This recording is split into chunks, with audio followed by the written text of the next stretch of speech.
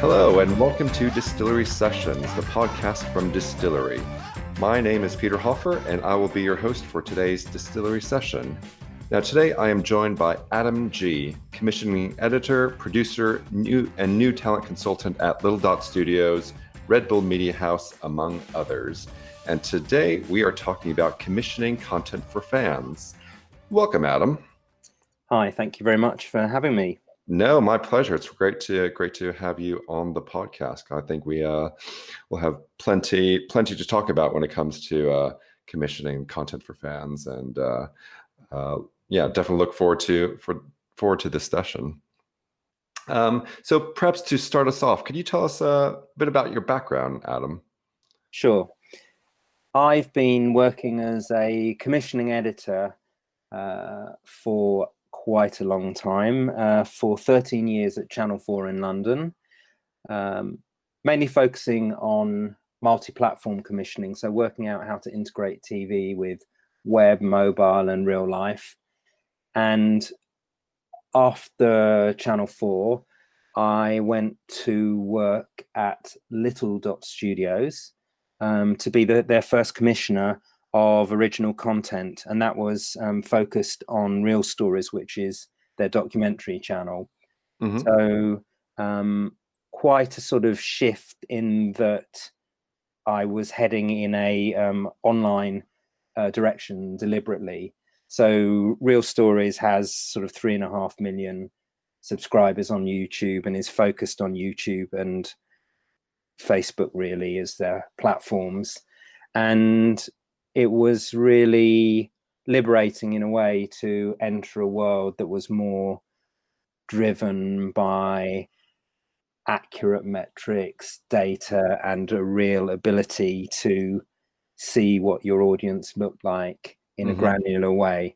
And after that, in the last sort of year and a half, I've been working for Red Bull Media House, commissioning directorial talent that is distinctive creatively and fresh. So really it was about bringing original, fresh storytelling to the amazing brand that is Red Bull, and just people coming from a different kind of angle from normal. So not coming from, say, the specifics of any particular sport or extreme sport, but people that are coming at it from a storytelling point of view.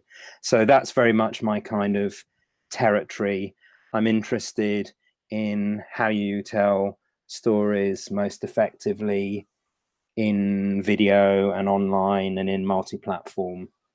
And I'm a bit cautious about the term storytelling these days because it's been somewhat cheapened. I think everyone's a storyteller, everyone's got a story to tell, and it's become cliched or a bit tired. But narrative is really kind of central to how you get content to work and how you get fans to engage and enjoy the content and spread it around. So I don't really make any apologies for storytelling. I'm not using it in a kind of cheap or thoughtless way. Yeah, I think it's quite funny that you do bring up storytelling, because it seems to be a almost a buzzword now that, as you said, has lost its meaning when it comes to telling people's stories. Have you found, potential clients in your past that when you do push forward a narrative structure as opposed to a pure brand placement, that there's a bit of confusion, a bit of nervousness of going down that narrative approach? No, I haven't really had any kind of pushback on it once people see what it can look like, because there's quite a range that you can cover within that description of narrative-driven content. So, for example, film that I've been working on recently that came out a few weeks ago called They Saw the Sun First is a really unusual, stylized form of, I would still call it documentary, but many people might not, Hmm. because it's told through the medium of dance, but it's still using documentary material Ah, in the sense that you get that the main characters are voices that have been recorded in a traditional documentary way, but then the voices have been given to dancers to interpret. And there's yeah, I'd really kind of encourage people to have a look at that. So it's called They Saw the Sun First, and it's on Red Bull website and other places. And it sort of goes to show what the kind of breadth can be within narrative driven content. It's not a narrow proposal. It allows for a lot of room for maneuver. yes. It seems that that type of relationship that you have, for example, with Red Bull is definitely built on trust from both sides. Has that do you see Red Bull as being unique in that regards of realizing the power of that type of storytelling? No, not unique, but I think they were enlightened to spot the fact that it would be a useful injection of fresh blood into the organization and into the content. So I think they were definitely enlightened to have that strategy, and they've been very open in terms of the people that I've brought to the party. And Sure. even though it wasn't particularly part of the brief, what I'm particularly proud of the initiative that I've been doing there, which is called Storytellers, is that 46% of the directorial talent has been female, and the same percentage has been non-white. And Mm. also, of the first 11 directors that were commissioned, they all came from different countries. If you break the UK down into 4 countries, which you're on fairly safe territory to do these days, but Yeah. the point is, it was very kind of internationalist, which was much more actually on the brief. That part of it was made very clear. They're very keen to get people from all around the world. So we've got directors from everywhere from Brooklyn to Sydney to Wales to I've run out of places, but yeah, from really quite a sort of spread of places, and then yeah, so that's one of the most exciting things, is that we've got so many different kinds of perspectives and people with so many different kinds of experience. No, that is, I think in lines of current events, having that diversity of voices, diversity of perspectives can, only make it, make a stronger statement, stronger stories, and can better represent the fans that, Red Bull, for example, want to reach out to. Absolutely. And the thing about this particular gig is that I was originally hired for exactly that reason. They saw the diversity of voices on the Real Stories originals that I'd done at Little Dot, and they asked if I could sort of bring something similar to bear at Red Bull. And I've made a sort of speciality of finding talent, creative and visual talent, in unusual places. So you can't just rock up at some film school and expect to come away with someone extraordinary.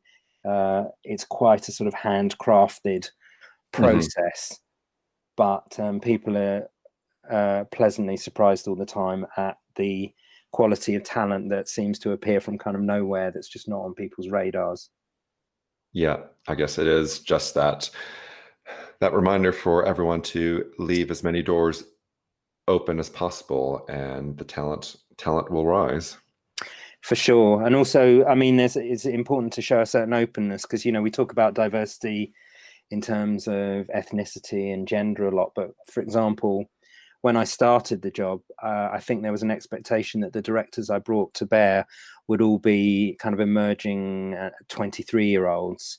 But the reality is, the average age of the directors on the initiative has been 28. And I don't think it's accidental that they're at a certain stage of their career where they've kind of proven they've got what it takes, and they've done 1 or 2 really good pieces, but there's still room for them to be nurtured and taken up a gear or two.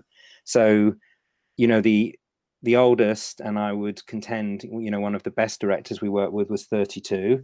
And the youngest was 21, and they both were kind of exciting to work with for completely different reasons. But the one thing they had in common across the age range was a total and utter commitment to their films. And I guess that is the territory that I like to inhabit, where people are absolutely committed to the content that they're making and put their heart and soul into it. And it's not kind of commoditized, and it's not some company just kind of banging out another, you know, short this or short that. It's people that are very kind of committed to what they're doing. And that's what fires me up. Gotcha.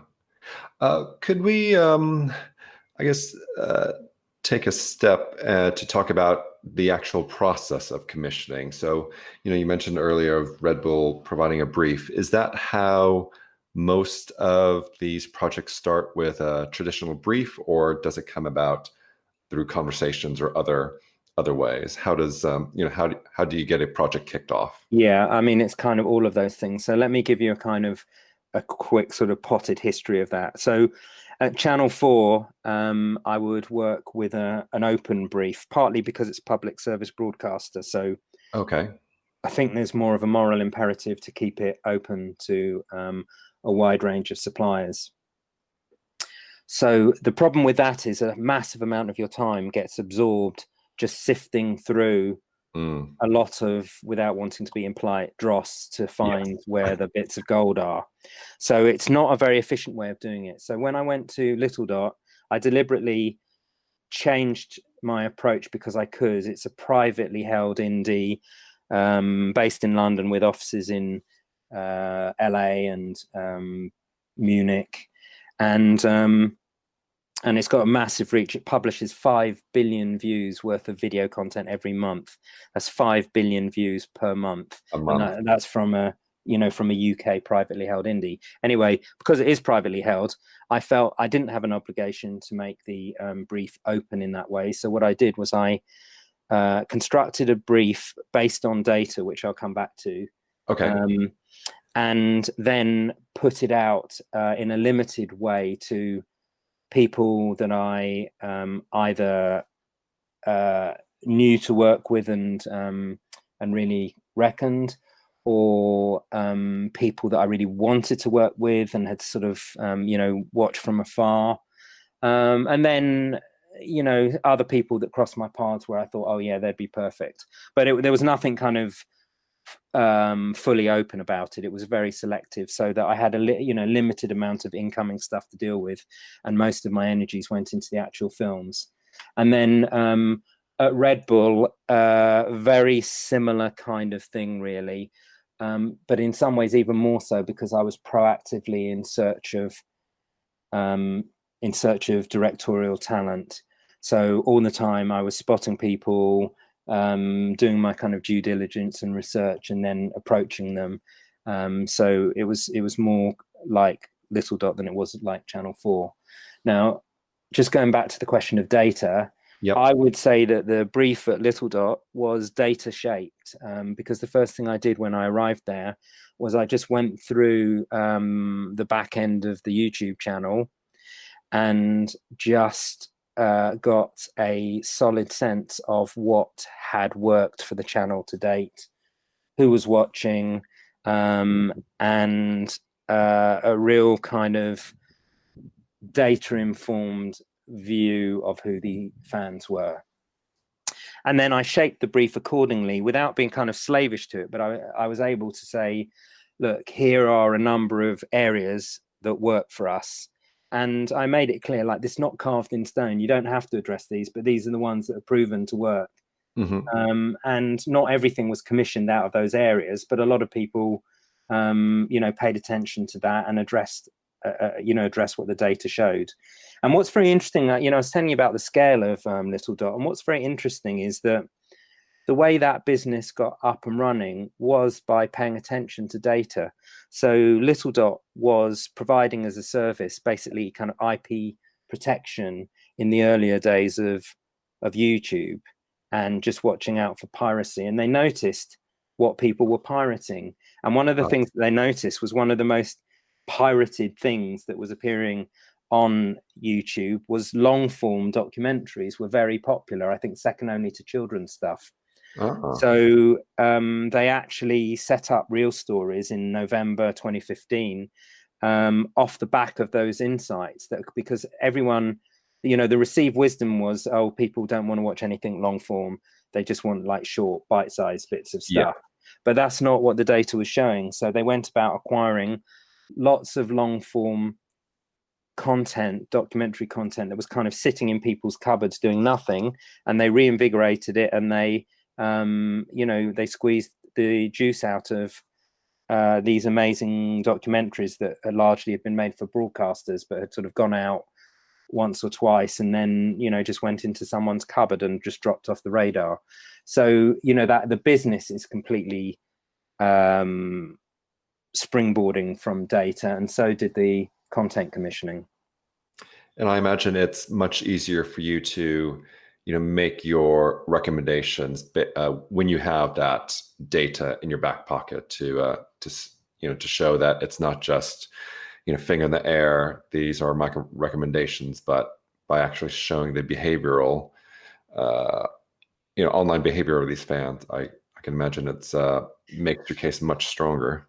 It does make your case stronger, but at the same time, you have to leave some room for, call it what you will, instinct, or kind of, you know, instinct is kind of informed by years of experience. Yes. So it's not really kind of, it's not really that risky in a way, because it's something that's been developed over a long time. But there is, you know, it's important to have room for that. So it's interesting, for example, at Little Dot, the most successful film that I commissioned there was a film called In Your Face, which was about tattoos, facial tattoos and neck tattoos, and prejudice against them. And that film, by the time I left Little Dot, had done 100 million views in about 10 months. And wow. Since then, it's actually done many times more than that on all, you know, that's on all platforms. Yes. But the point about it is, it's the only film that I commissioned there where I went against the usual thing, which is, you know, you normally look for the ideas from the indies, or, you know, from the people commissioned to make the content. But in this particular case, it was just a sort of a thing that crossed my path that I thought would be good. So I saw this book, which when I was in New York, about a photographer who had photographed mainly gang members, but people with facial tattoos, and then spent tens of hours photoshopping them out. And then after I saw that book, when I got back to London, I saw a video that he'd done where he'd shown the subjects of the photos what they looked like when they were cleaned up. And they were all kind of crying and reacting very emotionally, because it was sort of the path not traveled and what their lives could have been like if they'd have just taken a different turn somewhere. Yeah. So I saw that and I thought, wow, that would be so fun to do as a video thing rather than as a, you know, as a static photo project. But also, you know, it would be good to see what does that look like in the UK, where people with facial tattoos aren't so closely associated with gangs. It's much more diverse than that. So I actually took that idea out to an indie that I'd worked with before, that I knew would be into that kind of subject. And also because it involved, you know, we couldn't Photoshop out the tattoos, so we had to make up out the tattoos. And I'd done a film at Channel 4 called, or series rather, called Naked and Invisible, that involved a lot of makeup. In that case, it was to kind of render people invisible in their environment.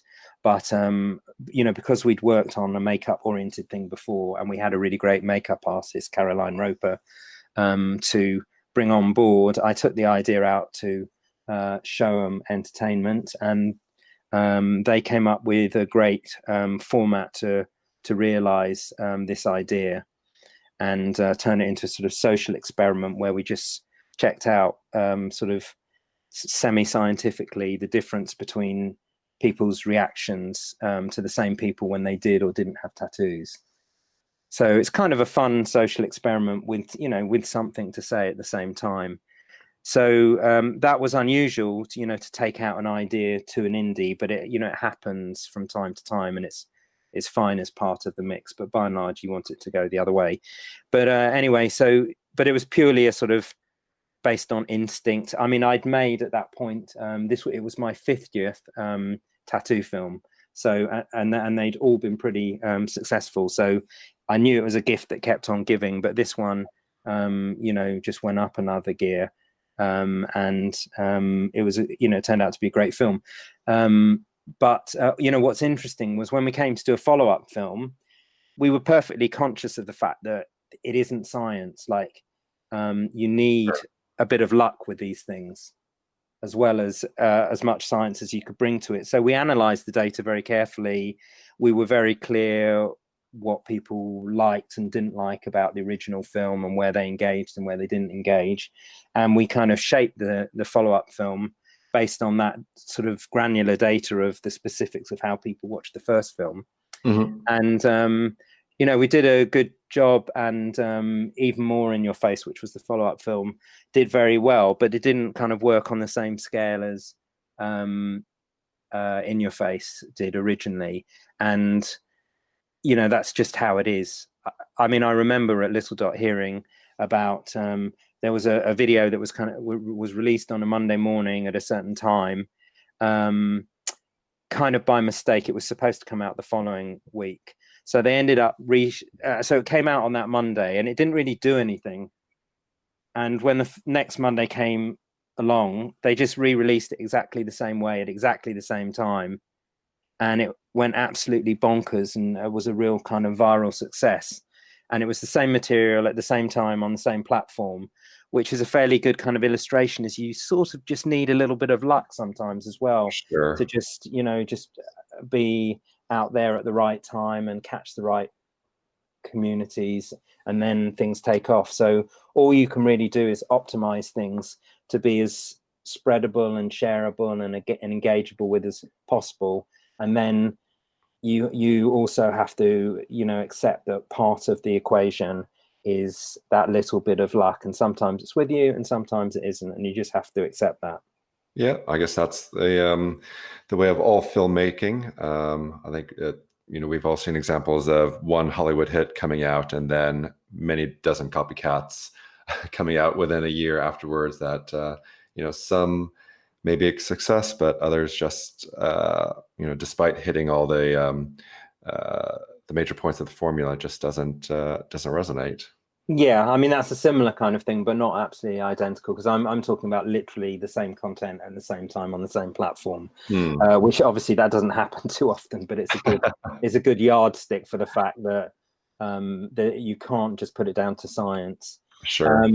I mean, I loved. I don't know if you spotted it or got a chance to read it, but I loved the book that came out last year by Rory Sutherland called Alchemy. He's the vice chair of Ogilvy UK. I think I've got his title right, and he obviously writes a lot on creativity and innovation and so forth. And one of the things that really resonated for me was because I started reading it, it was just at the same time that I started at Red Bull, and he opens the book, which is basically an argument that you can't run your content creation or your advertising on purely rational, logical terms, because that isn't really how it works. Mm-hmm. And he starts off by talking, he gives the very first page is a case study on Red Bull, where I just started. And he said, you know, he says sort of, you know, if you were going to go head to head with Coke, you know, what would you do? You'd come up with something that's in an even bigger bottle and even better value for money, and that tastes better, etc., etc. You know, that's the logic. And then he sort of brings us back down to earth by saying, well, you know, the people that have made inroads into Coke's market is Red Bull, which comes in a really small can. It's fairly expensive and its taste is questionable, shall we say. You know, it's a matter of personal preference. But so, you know, there's no logic behind why Red Bull should have been so successful in eroding Coke's market. You have to look more carefully than that. And I think one of the fascinating things about Red Bull is that it's got such a coherent brand. Like, people that drink it, and equally people that don't drink it, if you ask them what's the Red Bull lifestyle, they all pretty much know, particularly of a certain generation, but, you know, really across quite a broad range of demographics. Whereas that's something that Coke has never been able to do, really, to have a coherent image where you sort of know exactly what Coke lifestyle means. You know, there's been periods in the 70s when I guess there were kind of ads that sort of kind of caught the public imagination, and I'd like to teach the world to sing and things like that. But even that doesn't really give you a coherent lifestyle in the way that Red Bull have managed to communicate. So it is a fascinating brand. I imagine that, you know, a brand like Red Bull will do extensive, you know, research into their fans, not just you know, quant data or survey data or you know, video analysis, but perhaps interviews or just speaking to them at these events. How much of that, I guess, that rich research is, you know, are you privy to that helps your, you know, decisions when it comes to commissioning content and crafting that content?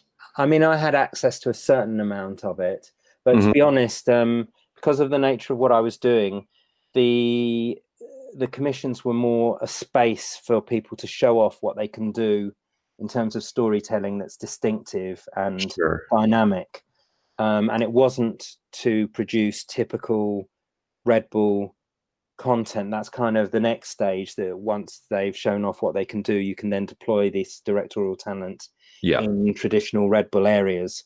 So it's kind of a slightly weird example and doesn't exactly match what you're kind of questioning me about.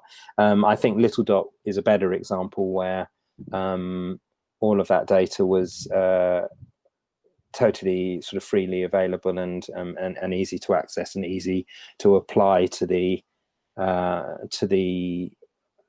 end products. Whereas, you know, it's a slightly different kind of brief and slightly different kind of rationale behind what I've been doing at Red Bull. So the Little Dot is a more typical example. And you know, you can't know too much about your fans or your potential fans. It's all useful stuff. And as with any kind of deep research, you know, when you're kind of writing a book and you've been researching something for months and months and months in extreme detail, there's a certain point where it actually pays to let go of the detail. It's kind of in your head. What matters is in your head, and you go on and create the content or write the book. You know, you don't want to be constantly referring back to it. You want to kind of absorb it and then let it inform what you're doing. I think, you know, when I think of the kind of roots of this, really, for me, it was probably in the notion of user-centered design as applied on multi-platform projects at Channel 4. So I think that was the first place where, in a kind of coherent, highly structured way, I found myself going out to talk to fans and potential fans and get their insights before locking down content. Because obviously with TV, you have a broad sense of who your fans are. But it is pretty broad because of the way that it's traditionally been measured, and it's not really it's kind of a measurement that's kind of extrapolated, and it's sort of a bit rough around the edges, and it's certainly not got the precision of digital data. But I worked on a multi-platform series at Channel 4 about photography. So it was kind of a photographic competition along the lines of all the kind of talent competitions that we know and love these days. It was called Picture This, and what was interesting about it was when we went to build the multi-platform aspect of the project, we did it on principles of user-centered design. So obviously it was a competition about how to be a good and a program series about how to be a good photographer. And what we wanted to do was basically to enable everybody out there to try the same photo tasks that they were seeing each week in the series. So it might be like documentary photography or low light photography or whatever. I can't remember exactly what the tasks were, but we replicated them online, and it was a really useful experience for me because I was working with a company called Mint Digital, who actually have just come back into being after a sort of hiatus of a little while the sort of founders went off and did some other things. And we started exploring, how we thought we would do the online aspect of the project. And we sat down with a bunch of potential, people in the target audience and kicked around what we had in mind and what was, and we built some sort of prototypes and played around with it and let them play around with it. And what was very striking for me was they came back and they made it really clear that they didn't have the confidence to self-publish their photographs online, and they felt quite intimidated by that. So at the time, there would have been a big audience online that was busy using Flickr, who was our partner on that project, and similar websites to publish their photography and to improve their photography and to be in a photographic community. But most of the people we spoke to felt really intimidated by that, and they were not from that kind of hardcore, most proactive end of the audience. So we really took that on board, and we constructed a site that you could participate in that was kind of constructive and sort of shielded. So we set up a kind of community ethos where and also facilities within the actual site where basically you were encouraged to give constructive feedback, not to be too harsh, not to be show-offy, but to actually help people improve their photography and to focus on the specifics of what they'd done well and what they could improve and how they could improve it. And that was very much the kind of tone of the site when it was actually launched. It was a very constructive and positive place, and there wasn't grandstanding and there wasn't putting down. It was exactly, we ended up being able to deliver exactly what people had described. So, the whole ethos of the site was determined by the what were potential fans and then became fans. And a similar thing happened actually when we did a big sex education site called Sexperience at Channel 4. But we quickly learned from actually talking to the core audience, which was teenage audience, that they didn't much like kind of experts in terms of sexual area and self-help and that sort of territory. They much preferred to learn from their peers.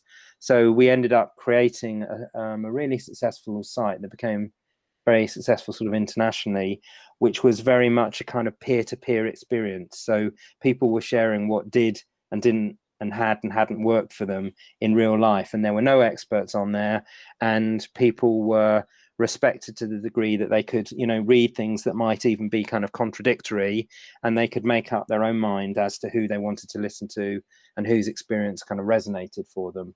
So again, really the DNA of the site had been established by what the fans and potential fans actually wanted and the way they thought about the subject.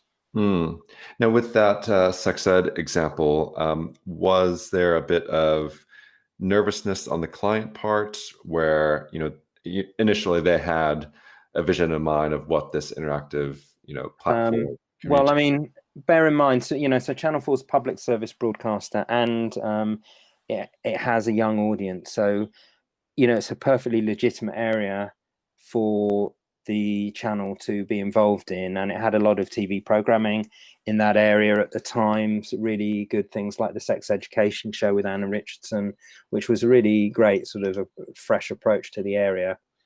So and obviously Channel 4's used to doing kind of risky stuff, but nonetheless,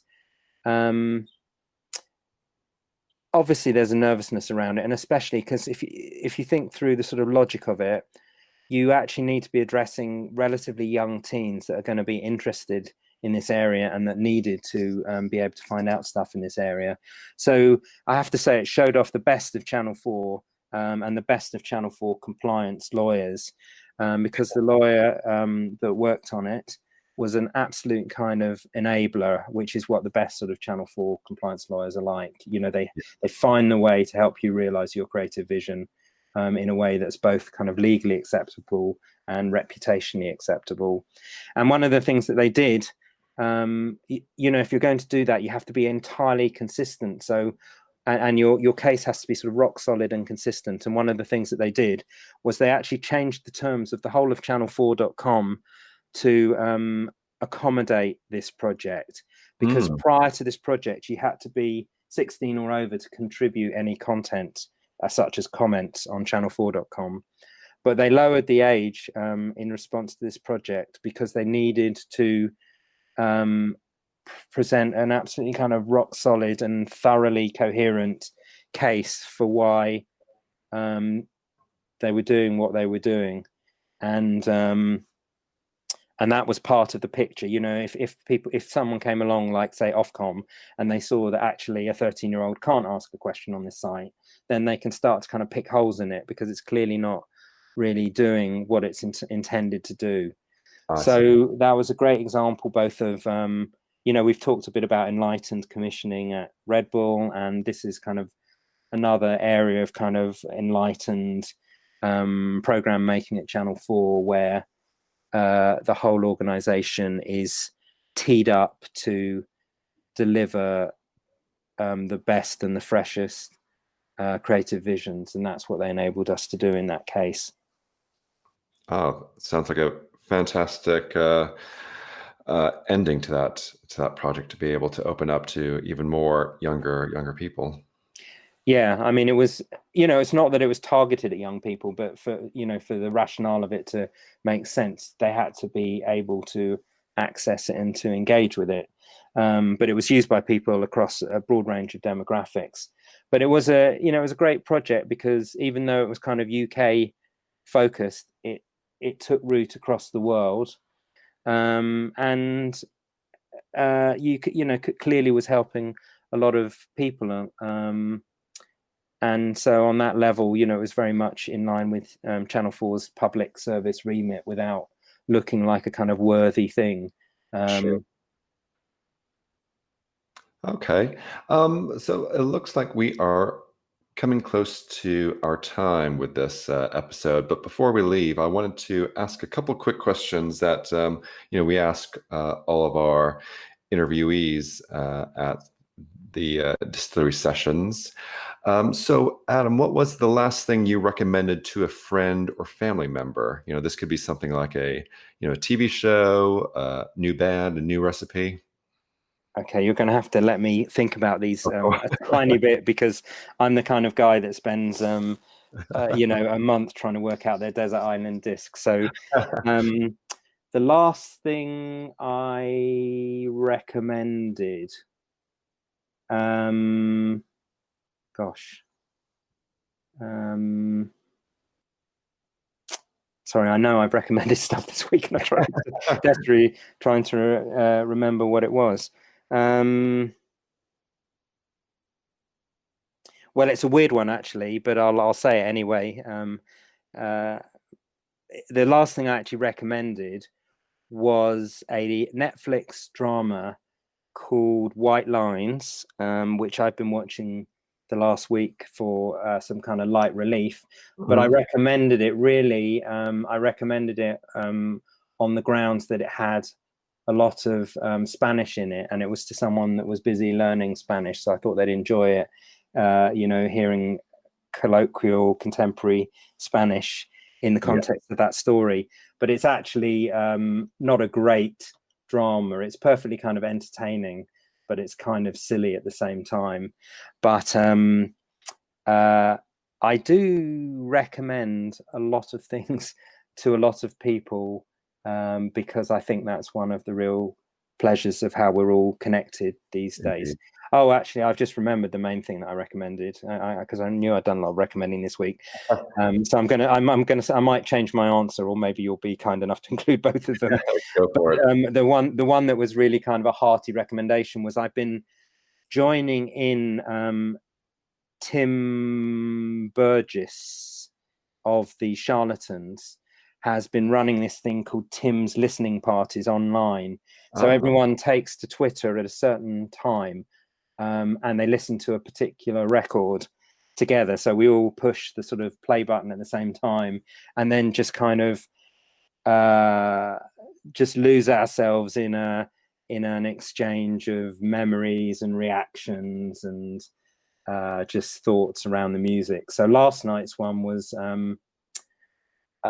True by Spandau Ballet, which was very enjoyable. It's not a record that I particularly listened to when it came out. It's not that particular one. But I do enjoy their stuff. And last night's discussion was great because there were so many interesting people on it, just, regular people. And then Gary Kemp from Spandau Ballet joined in the conversation. So it was really nice to be, when having Gary like your tweet and you think, yeah, that was fun joining in that. Because it's that thing, isn't it? Just bringing us back to fans, the fact that fans can be in such close contact with the people that they're fans of is just amazing. It's lovely to exchange stuff with Gary Kemp. It was lovely last week to exchange stuff with both Tim Burgess and Lol Tolhurst, the guitarist from The Cure, because we all listened to Faith last week. And it's a total kind of kick. So that's all that's best about the internet. Wow, what a long answer to a quick fire question. Sorry. No, but it's a great way, I think, especially now, for us to make connections if we're all stuck in our studios or our homes. Being able to do something like that, it's like a shared event, a shared experience, which doesn't happen too often, unfortunately. Yeah, that is it. It was just a lovely communal experience, and the vibe was just all round, benign, and everyone got in the spirit of it so well. So Yeah. tonight I will be listening to a Pogues album in exactly the same way at 10 o'clock. Fantastic. And finally, what are you a fan of that might surprise most people? Now, this could be something like, professional wrestling or baking sourdough bread. Okay, well, I'm afraid my answer is going to be really nerdy. But weirdly, I go to a seminar once a month on Finnegan's Wake, the James Joyce novel, which is basically looks like complete gibberish when you open the book. And I thought for many years that it was complete gibberish. And the only reason I engaged with it was because I'm a big fan of Ulysses, the novel that preceded it, which is also, it's quite hard, but it's readable. Yes. But Finnegan's Wake just looks like a code book. So I ended up going to these seminars, and it's now been a couple of years that I've been going to the seminars and reading the book really kind of closely with a bunch of people. So just literally, I've been doing it, I think, for 2 years, and we've read 9.5 pages in 2 years. We literally, like, once a month on a Friday night, 2 hours, we get through about 10 lines. But it's super interesting. And then the great thing about the lockdown was, so we transferred the seminar online. It's usually at Senate House at University of London, but we tried it on some lesser software than Zoom, and it worked fine. And everyone was, well, the kind of authorities were kind of pleased with how well it had gone and how many people showed up and how it kind of worked online. So we've doubled the frequency of our meetings, and we meet every couple of weeks. And gosh, I've forgotten where I was going with that. Just bear with me a second. I might have to chop this bit out. Oh yeah, sorry. So after the first online meeting, I was kind of flicking through the book, and I went back because we're looking at a bit that's like quite near the end of the book. Yeah. And I went back to look at the beginning of the book, which 2 years ago I'd looked at, and I was like, I will never be able to read this. I have no idea what this is. It's like a foreign language. But I went back to look at the beginning of the book, and I discovered that I can now read this. And it was a great kind of discovery, and it kind of just shows why it's worth like studying stuff and learning from people, because it's been so with the lockdown. I think I'm about 150 pages into the book now, which I've just read on my own, and suddenly realized I can actually read it. But if you care to go and have a look online, for example, at James Joyce's digital website, and you have a quick look at the text of Finnegan's Wake, you'll see what I mean. I mean, it's total kind of gibberish, and looks completely impenetrable. But after effectively kind of without realizing it, learning how to read it, I've been able to kind of plow my way through. So that's kind of my biggest achievement of the lockdown. And also that's my weirdest kind of fan thing, because I've got no Irish connections. I do like books and reading and sort of literature. So I guess, that's where that comes from, but it's pretty nerdy, isn't it? Sorry. No, I mean, I finally managed to get through Ulysses late last year, and I mean, as you said, it is readable. There are a few sections that my mind struggled a bit. There's a few sort of dream sections that it was harder to understand than others, but I haven't made my way through Finnegan's Wake yet, but might be inspired to give it a go. Well, next time you're kind of locked in for 10 weeks, it might be worth thinking about. But as far as Ulysses is concerned, the trick with that, as to some degree with Finnegan's Wake, is you have to kind of let some of it just flow over you. Not struggle to understand every word and every line, but kind of just go with the flow. So, that's true of lots of different kinds of art, I guess. Yeah. Well, so thank you, Adam, for joining me today, and I want to thank everyone for listening to this episode. Now, if you want to follow Distillery on our socials, you can find us at We Are Distillery. And Adam, if people wanted to contact you, what's the best way? I'm fairly easy to find online. I'm mainly under the name Archangel, which is ARKANGEL, which is the name of my company. But otherwise, well, I'll give you my email, which is adam@archangel.co.uk. The Archangel is spelt wrong; it's spelt with a K, ARKANGEL, and I am @surrealthing on Twitter. Gotcha. All right. Well, thank you again, everyone, and we hope to welcome you to our next episode of Distillery Sessions soon. Thanks, everyone. Thank you.